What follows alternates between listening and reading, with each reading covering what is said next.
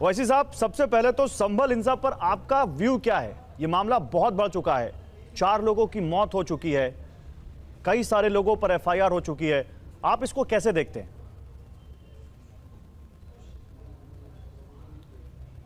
नहीं, मैं तो इसको इस तरह से देखता हूं कि ये यूपी गवर्नमेंट बीजेपी की सरकार की तरफ से ये पूरा मंसूबा बनाया गया और उन्हीं के इस नापाक मंसूबे की वजह से आज संभल जल रहा है। और बड़ी अफसोसनाक बात यह है कि लोकल कोर्ट में एक केस डाला जाता है। देखिए, ये जो चंदोसी की जो जामा मस्जिद है, आज़ादी से पहले भी इस तरह के 2 केस डाले गए थे, तो वो केस हार गए जो भी डालने वाले थे। मुल्क को आज़ाद होकर 75 साल हो रहे हैं, संविधान हमने अपने आप को दिया, और 75वें साल में कोई आकर ये कहता है कि नहीं, ये मस्जिद नहीं है, ये किसी और जगह पर इसको मस्जिद को बना दिया गया है।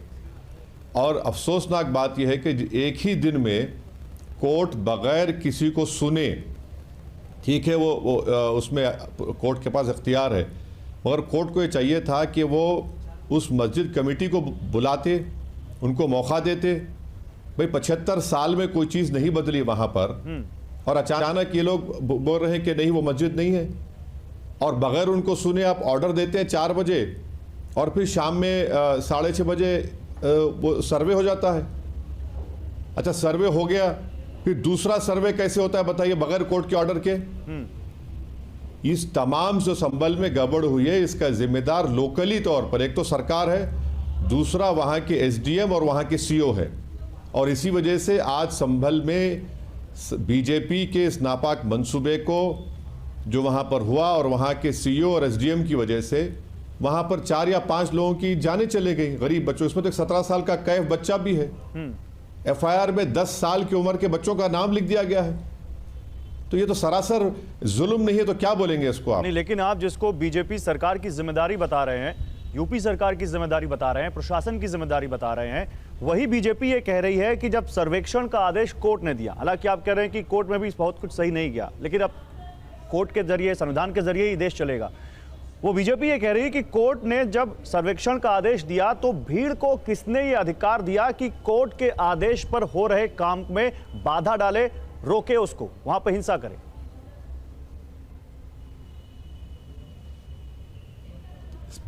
बीजेपी सरकार को यह चाहिए था कि जब वहां पर उनको पार्टी बनाया गया था उस केस में, उन्हीं का एक अपॉइंटेड स्टैंडिंग काउंसिल जो है वो उसमें फरीक बनता है, तो यूपी सरकार जिम्मेदार नहीं है।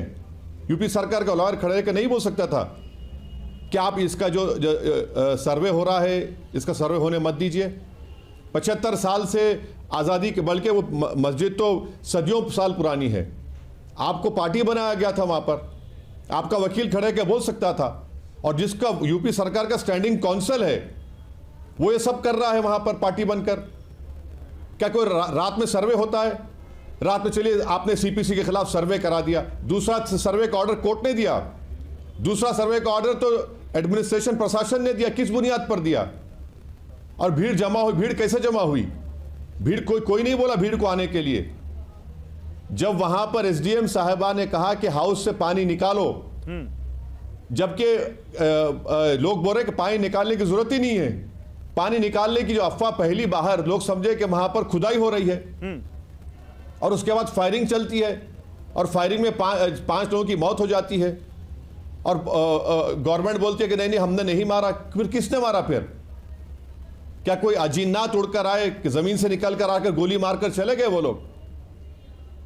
क्या हो रहा है? आपने तो ये फायरिंग नहीं बल्कि मर्डर है ये। फौरन उन तमाम पुलिस के ऑफिसर्स को उनको सस्पेंड करना चाहिए, और एक सिटिंग हाईकोर्ट जज से इंक्वायरी होनी चाहिए। उसमें 2 सवाल क्या करना चाह रहे हैं आप इस देश के लिए? क्या करेंगे आप? उसमें 2 सवाल हैं, उसमें भी पुलिस की तरफ से 2 सवाल हैं। पहला ये सवाल है कि पुलिस की भूमिका पर आप सवाल उठा रहे हैं, ये जांच का विषय हो सकता है, लेकिन जिन लोगों को, जिन प्रदर्शनकारियों को हिरासत में लिया गया, कमिश्नर के मुताबिक उनके घरों से हथियार मिले, कमिश्नर के मुताबिक उनके घर से ऐसी चीजें मिली हैं जो हिंसा फैलाती हैं। तो फिर ये कौन से शांतिपूर्ण प्रदर्शनकारी थे, या ये कौन लोग थे जो वहां पर हथियार रखे हुए थे अपने घर में, ताकि सर्वे हो तो उसके बाद हिंसा हो, हिंसा करने का मौका मिल सके? सर, मैं आपको ऐसे कई केसेस की मिसाल दूंगा जहां पर मुसलमानों को पोटा में पकड़ा गया था कि हथियार मिला, कोर्ट ने कह दिया कि झूठ साबित हुआ। वो किसको भरोसा करेंगे आप? कैसे बोलेंगे हथियार निकला वहां से? और हथियार निकला तो एक दूसरे को मार लेंगे वो लोग। जो 5 लोगों की मौत हुई है वो एक दूसरे को मार लिए अपने आप को। कौन मारा उनको बताइए? नहीं तो मैजिस्ट्रेट पुलिस की के रिपोर्ट तो वीडियोज ये है कहती फायरिंग के। असदुद्दीन ओवैसी जी, मैजिस्ट्रेट सारी दुनिया देख रही है। मैजिस्ट्रेट ये कह रहे हैं कि उसमें से 3 लोगों की मौत में 2 लोगों की मौत कंट्री मेड पिस्टल से हुई। वो ये भी कह रहे हैं। तो आप ये कह रहे हैं कि कंट्री मेड हथियार जो है, कट्टा जिसको कहते हैं, वो मैन इन यूनिफॉर्म के पास नहीं रहता है क्या? कौन प्रूफ करेगा इसको? कैसा बोल रहे हैं कि पुलिस इस्तेमाल नहीं करे? वीडियोस है ना। और फिर आप किस तरह पुलिस अनाउंस कर रही है कि अपने नेताओं पर भरोसा मत। कहां का नेता, कौन नेता था वहां पर? याचिकाकर्ताओं का दावा है कि बाबरनामा और आईने अकबरी किताब में इस बात का उल्लेख है कि जिस जगह पर आज वो जामा मस्जिद है वो कभी हरिहर मंदिर हुआ करता था। और उन्होंने ये भी दावा किया है कि मंदिर को मुगल बादशाह बाबर ने 1529 में ध्वस्त कराया था और फिर वहां पर मस्जिद बनवाई थी।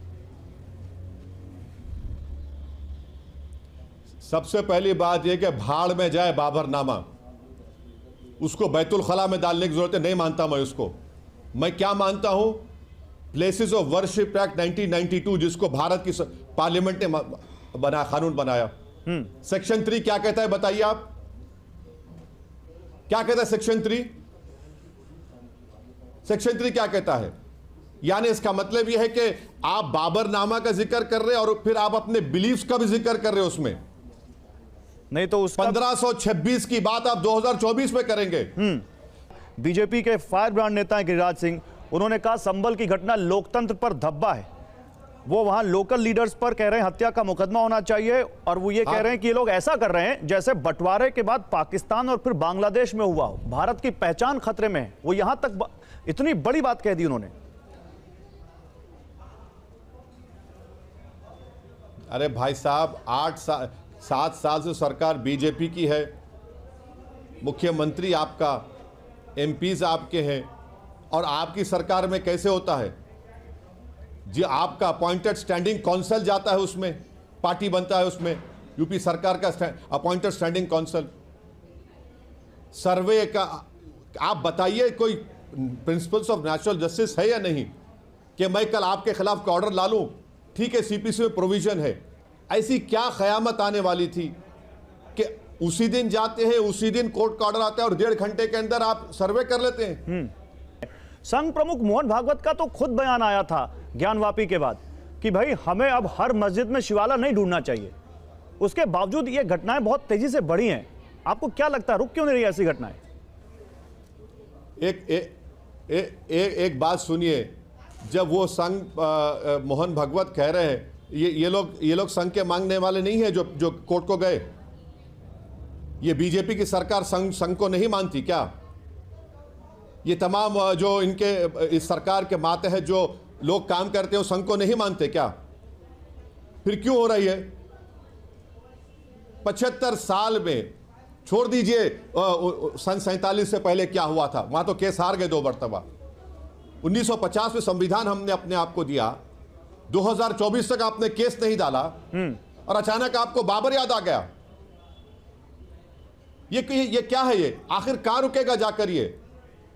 इसीलिए कह रहा हूं कि बीजेपी की सरकार की ये पूरा मंसूबा उन्हीं का था, जिसको अमली जामेनामा पहनाने में बहुत बड़ा रोल, सब्जेक्ट टू प्रोब, जो वहां के लोग कह रहे हैं कि सीईओ और एसडीएम का बहुत बड़ा रोल रहा उसमें। और हुआ क्या? 5 गरीब बच्चे मर गए, एक 17 साल का कैफ मर गया। नहीं, लेकिन अगर बीजेपी को आप इस तरह कटघरे में खड़ा कर रहे हैं तो बीजेपी का मकसद क्या हो सकता है? ना उत्तर प्रदेश में चुनाव है, ना देश में कोई चुनाव है। महाराष्ट्र और झारखंड का चुनाव भी हो गया, उसके बाद ये हिंसा हुई। तो बीजेपी ऐसा अगर चुनाव में ही फायदा लेना होता तो चुनाव से पहले कराती इसको, जो आप दावा कर रहे हैं। एक बात गौरव साहब, एक बात समझिए। बीजेपी जो सत्ता में आई है ना, 2014 से लेकर अभी तक बीजेपी से सत्ता में नहीं आई है। बीजेपी ये चाहती है कि भारत की हर चीज को, जो भारत की खूबसूरती है, उसकी डाइवर्सिटी है, उसका प्लुरलिज्म है, उसको बदला जाए। वही काम बीजेपी तो कर रही है। जो उनकी आइडियोलॉजी है आरएसएस की, जो गोलवालकर ने कहा, जो उनके तमाम सरसंघचालक ने कहा, उस आइडियोलॉजी को अमली जामेनामा पहना रही है बीजेपी। आप सही कह रहे हैं, कोई चुनाव तो नहीं है, मगर आइडियोलॉजी के तौर पर भारत को चेंज किया जा रहा है ना। हर जगह पर आप चेंज करने की कोशिश कर रहे हैं। उत्तर प्रदेश में आपने कहा कि मदरसे बंद होने चाहिए, सुप्रीम कोर्ट ने कहा कि मदरसे बंद नहीं होंगे। नेशनल कमीशन फॉर चाइल्ड ने कहा कि मदरसों के बच्चों को निकाला जाए, सुप्रीम कोर्ट ने उस पर रोक लगा दी। क्या क्या नहीं किया जा रहा है वहां पर। बुलडोजर आपने इस्तेमाल किया घर को तोड़ने के लिए, सुप्रीम कोर्ट ने गाइडलाइंस देना पड़ा उत्तर प्रदेश की सरकार खास तौर से के लिए कि आपको 15 दिन का टाइम देना पड़ेगा। कौन भूल जाएगा इलाहाबाद में कि पत्नी के नाम पर घर है, आपने पति को नोटिस देकर घर तोड़ दिया। ये तो सब चीजें हो रही ना, ये चुनाव से इसको मत जोड़िए।